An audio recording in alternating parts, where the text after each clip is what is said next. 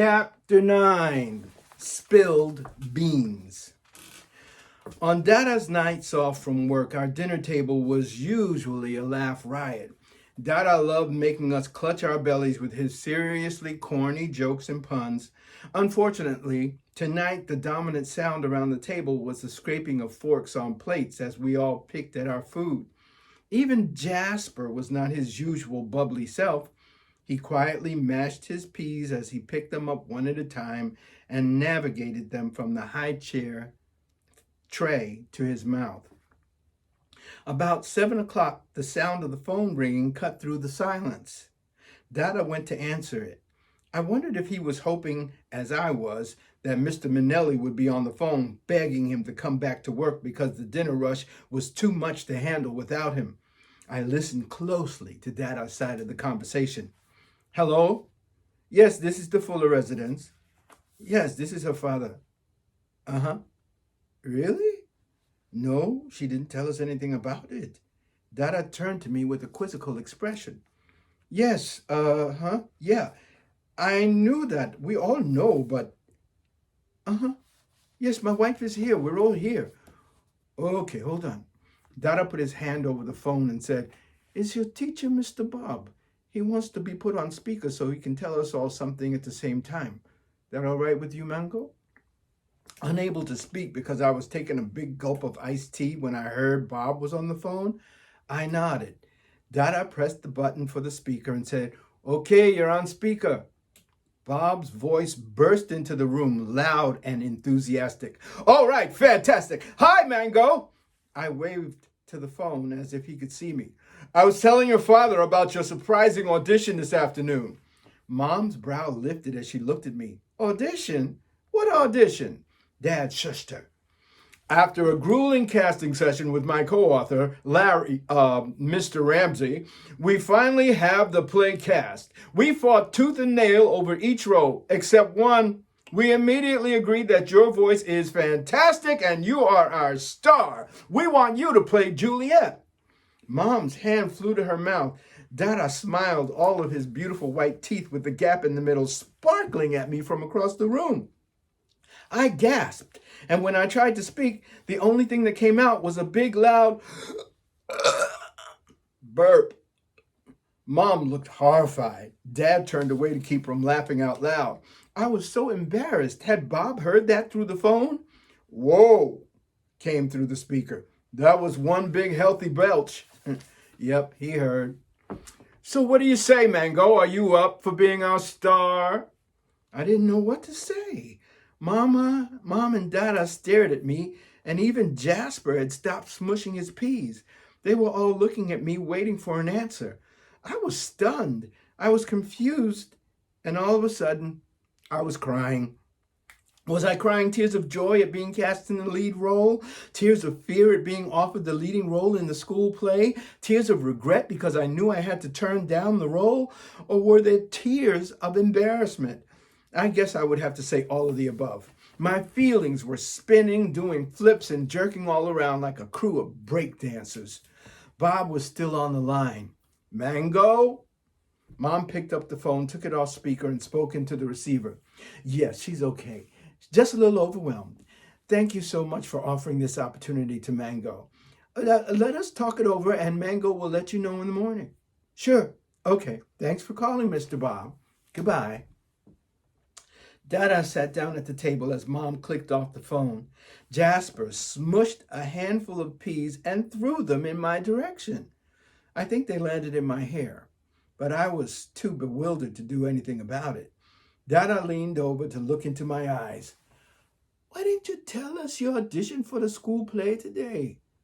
I cleared my throat and sipped my iced tea while my parents stared at me as if I were from Mars and waited for my answer.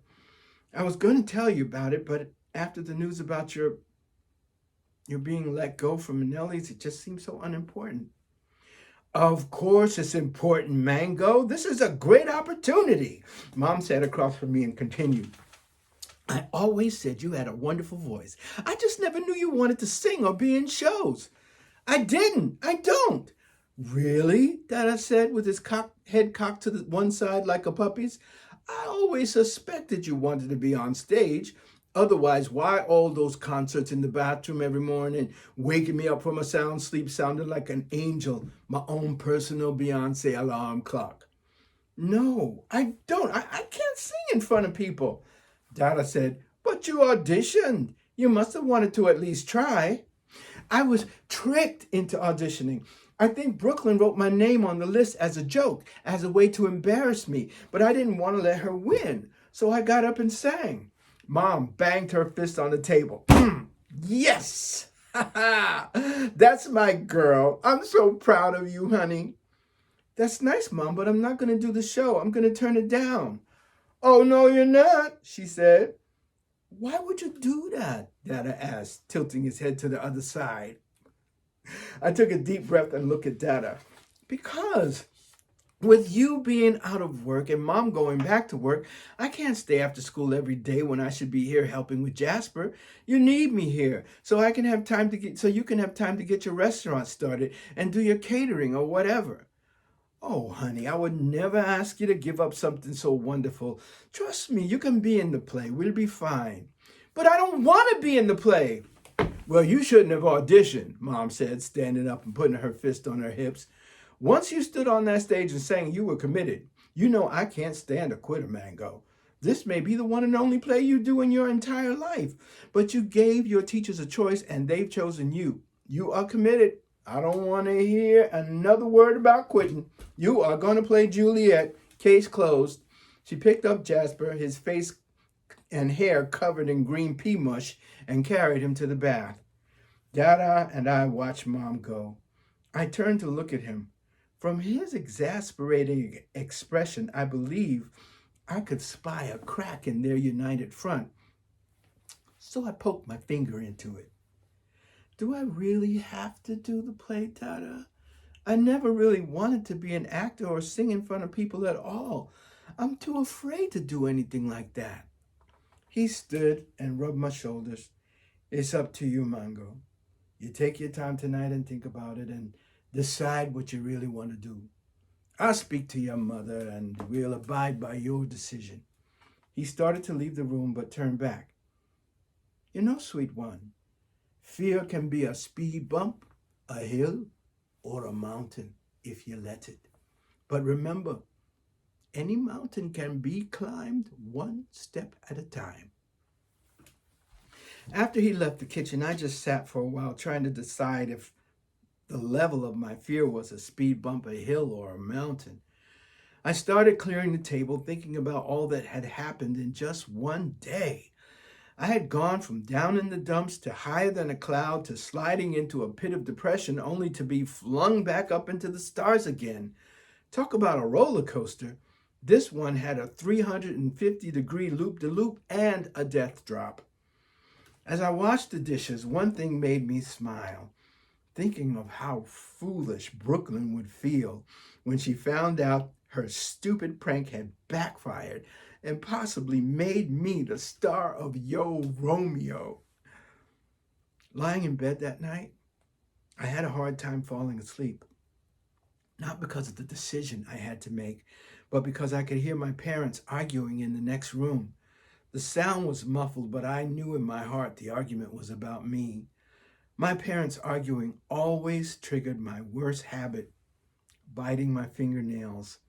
As I mentioned before, Mom was stubborn, and I knew she would not be satisfied until she got her way.